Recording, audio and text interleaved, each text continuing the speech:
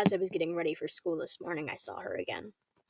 I've been seeing her for a few days now as I walk around town, as I get ready in the morning, things like that. I've been seeing ghosts a good part of my life.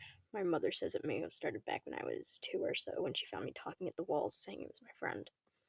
A few weeks later, she learned a 19-year-old college student of the same name I had told her my friend was named had killed himself in that very apartment before we moved in.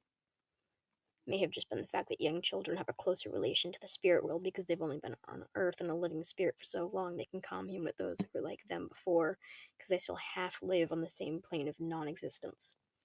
I believe people like me, those who can see ghosts, just never sever that bond between life and death.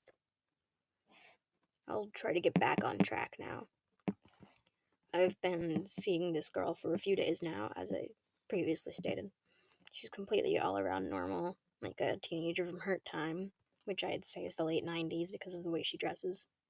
She's completely normal except for the bloody dagger sticking outside of her head and the equally terrifying bullet lodged right into the side of her chest. I know she knows that I see her. Ghosts do that sometimes. I think I'll contact Alyx on the matter. Alyx is my crime, supernatural, and all-around death-obsessed best friend. She's a witch, a Wiccan. She discovered last year that, unlike me, she could actually commune with ghosts, but not see them like me. Sure, she can sense them in the basic ways you see people who perform ghost hunts and such do. Cold spots, a general feeling of being watched, uh, slight whispers, visual phenomena outside of your peripheral vision. You know.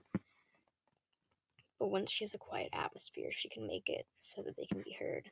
She can make them speak through her in such a way that they use her as a vessel without a real possession taking place. She can speak and feel in the same way that they did when they were alive, like the frequencies and electric signals that once passed through their brains are now passing through theirs, are now passing through hers. You wouldn't believe it until you see it, and that's what I'm taking you to do. Oh, that's right, I've never done this before. See, those may be a feeble attempt against the rules. Modern day recordings don't work when speaking about ghosts. Heck, not even an online document can handle a real account of a ghost, so I resorted to this. I bought a portable tape recorder, this one from a local yard sale, drove 6 miles to a drugstore and still sold tapes and bought some.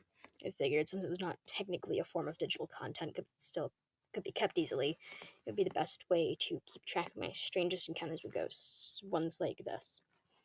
Here's how I've decided to structure my accounts. I'll say the side of the tape, followed by a defining attribute of the ghost or incident, then my account of the ghosts, such as the date I first saw them, how many times I'd seen them. Then I'll fully detail the main occurring incident to get the ghost onto the tape. If required, the A and B sides will be titled the same if the ghost continues on through both sides, which will likely be uncommon, as with these ghosts I'm going to attempt to solve the way they died, so they can carry on to whatever afterlife they are meant to be sent to. The only thing that still binds a ghost to our mortal coil is not knowing their cause of death. Some of these encounters may be simple, like the ghost who talks to Alyx and gives a name. Then I find that name in the town's digital paper archive. They're stored in the library and find their date, and if I'm lucky, cause of death. So, to start the first tape, I'll do exactly that. Tape 1, Side A, Strawberry Dagger.